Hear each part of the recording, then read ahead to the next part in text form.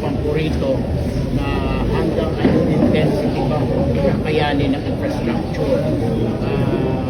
Kailangan natin lagpasan na yung mga klase ng trabaho na pinalasubas o yung project. We have to move forward by making sure na yung pondo na galing din sa mga tao nagagasa sa tamang. So, importante yung quality ma-check natin. So, I guess may pag-ugnayan ko rito sa DPWH para ma-check kung tama ba, nakayanan ba yung mga infrastructure, yung facilities. Kasi may mga dadaanan kami, may mga school na medyo tinamaan. Meron din naman mga school na public school na matibay. So, parang difference, may standard yan eh. So, depende siguro sa contractor. So, kailangan siguro talagang pakialaman din ng Senado para malaman bakit ito.